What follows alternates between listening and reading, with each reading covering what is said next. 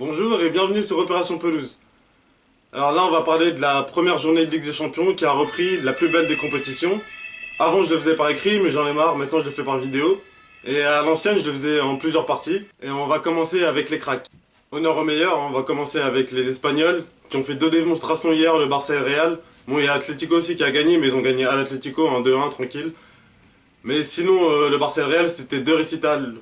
Techniquement, la justesse technique, c'était comme d'hab, c'était au-dessus de tout le monde.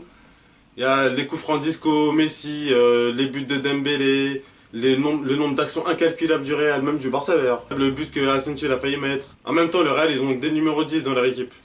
Bon, les Espagnols, c'était comme d'habitude, hein. On verra qui pourra les battre encore cette année. Ça fait 5 ans qu'ils la gagnent. Bon, surtout le Real, mais ça fait 5 ans que les Espagnols, ils gagnent tous les trophées européens, les Supercoupes, même les Europa League.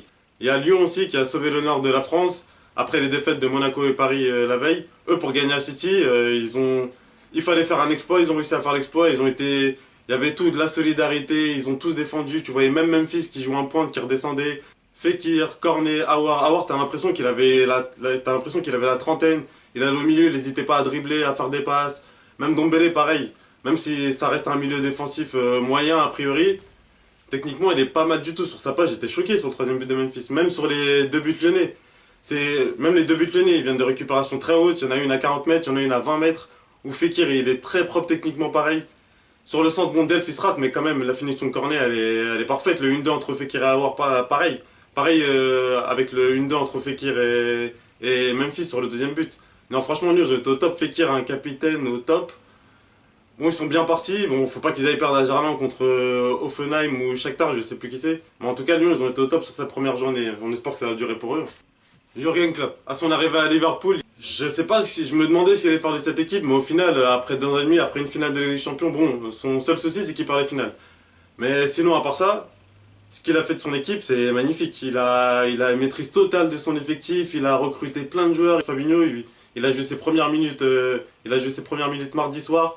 Naby Keita, il l'a fait jouer au début, mais j'ai l'impression qu'il gère comme Simeone et gérait Griezmann. Il l'a mis contre une équipe faible en première ligue, mais par contre, dans les matchs compliqués, comme contre Tottenham ou contre Paris là, il a préféré le laisser sur le banc. Petit à petit, il sera titulaire. Je pense qu'au final, il finira titulaire. Les joueurs qui sont sur le terrain, ils payent pas une mine. Personne ne les cite quand on parle des meilleurs milieux, mais pourtant, après avoir terrassé City 3 fois l'année dernière déjà, surtout les 2 premières fois, ils leur ont mis 3-0 et 4-1. Ils leur ont mis 2 rafales en 30 minutes, ce qui aurait pu arriver à Paris. Hein. Si on était en playoff, je pense que ça aurait continué comme ça, ils les auraient giflés. Les latéraux, on en parle de ces latéraux. Ces latéraux, c'est du très très lourd. Pourtant, c'est pareil, personne ne les connaît. Hein. Robertson, bon, on commence à le connaître de plus en plus. Hein. C'est un putain de latéral gauche. Alexander Arnold, il a quand même fait un nombre de centres incalculable, que des bons centres en plus. Hein. Les latéraux, ils étaient au top. La Juve, même s'ils ont gagné grâce à 2 pénaltys, ils ont archi dominé Valence. Même à 10 contre 11, ils ont continué à les dominer. Bon, à 11 contre 11 déjà dans la première demi-heure. Ils ont un nombre d'occasions incalculables, des ratés face au but. 3 joueurs qui sont par terre, qui jettent sur eux. Une barre de Khedira. C'était franchement une victoire largement méritée pour la Juve.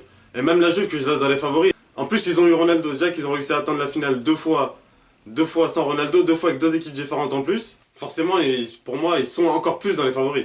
On n'oublie pas Paul Pogba aussi. Bon, il a beaucoup de défauts, notamment sa constance. Mais là, contre les Young Boys de Berne, en même temps c'est Berne, mais bon, il faut le faire quand même.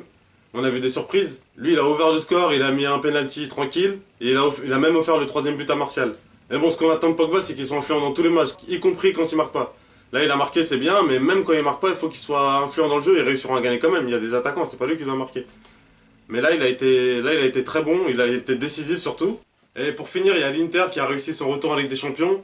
Ils accueillent Tottenham, c'est vrai que c'est pas facile. Et en plus, ils étaient menés au score, Tottenham qui avait déjà fait 2-2 à la Juve en 8ème de finale en plus. Et ils ont réussi à renverser la situation grâce à un putain de but d'Icardi. Ils ont de la chance de l'avoir en plus. C'est un des meilleurs avanceurs du monde, alors que l'équipe, par rapport à l'équipe, il est beaucoup plus fort, ça c'est clair.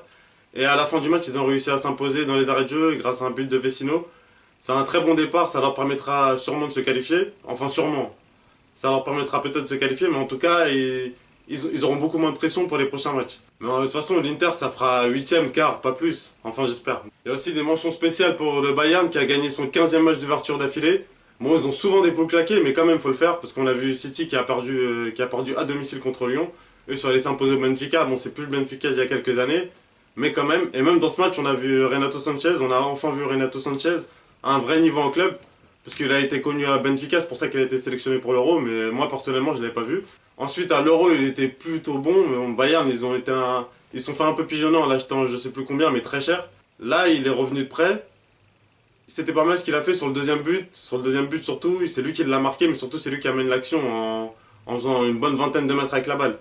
On verra ce que ça donne plus tard, mais pour l'instant, il a l'air de retrouver un niveau, il a l'air de retrouver un niveau correct. Voilà, c'était tout pour les cracks. On se retrouve tout à l'heure pour la vidéo sur les déceptions. Et on sait tout ce qu'il y aura dedans, hein. Mais bon, un petit suspense quand même, je vais pas vous le dire, je vous laisse la surprise pour tout à l'heure.